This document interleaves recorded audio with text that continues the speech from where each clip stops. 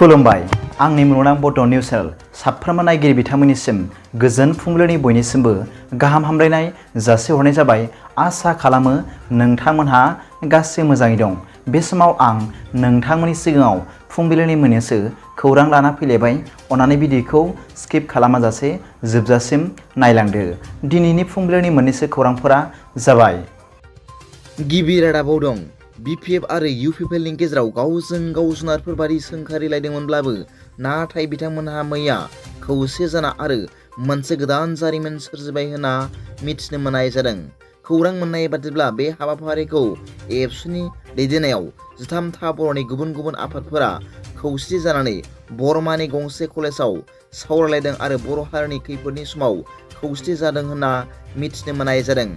सावरायनायाव थांखि लानाय सोमोन्दै एबसुनि आफादगिरि मानगोनां दिपेन बर' बिथाङा फोरमायदों दि बिथांमोनहा 10 जुलाइनि सिगां भारतनि इलेक्शन कमिशननियाव थांनानै दरं लकसभा बियाबखौ उदालगुरि मुं होनांगौ होनना 13था आफादफोरा खौसे जानानै गोसोखां बिलाइ गथायगोन आरो फैगौ 20 आरो 21 जुलाइयाव भारतनि इलेक्शन कमिशनारा आसामाव फैब्ला लोगो हमगोन होनना थांखि लानाय जादों होनना मिथिनो मोननाय जादों।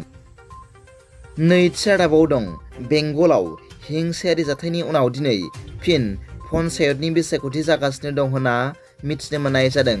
खौरां मोननाय बादिब्ला दिनै 700था पन्चायतनि बिसायख'थि मिरुफोराव भट सोनाय हाबाफारिया सोलिगासिनो दं।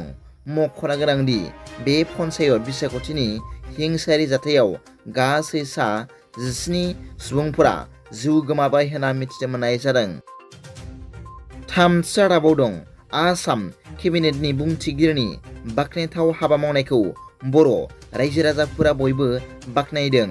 खौरां मोननाय बादिब्ला मैया आसाम केबिनेटनि बुंथिगिरि मानाव गेदेर बिस्वजित दैमारिया बर'नि आयराखि थियेटार बिगोमा मुस्रिमा फांफुलि गयारिनि आखायाव बर' हारिनि सिनायथि आरो हारिमुखौ लाखिनो थाखाय 5 लाख रां गथायदों होनना मिथिनो मोननाय जादों। ब्रैथि रादाबाव दं। हिमाचल प्रदेशआव गोजावदों लाख लाख गारि। खौरां मोननाय बादिब्ला मैया हिमाचल प्रदेशआव गिलुबालु अखा हानायनि जाउनाव गोबां गिदिर दैबाना जानानै हा खुरखानायनि जाउनाव गोबां सुबुंफोरनि न'खर आरो गोबां गारिफ्रानो दैयाव गोजावलांदों होनना मिथिनो मोननाय जादों। खौरां मोननाय बादिब्ला हिमाचल ओनसोलनि साखाथि ओनसोल पान्जाब आरो दिल्लीयावबो बेनि गोहोम खोख्लैदों आरो गोबां दैबानाजों हा खुरखानायनि जाउनाव थांलाय फैलाय हान्था मेलाखौ बन्द' खालामना दोननांदों होनना मिथिनो मोननाय जादों। दिनैनि फुंबिलिनि मोननैसो खौरांफोरा दा बेखिनिल'मोन।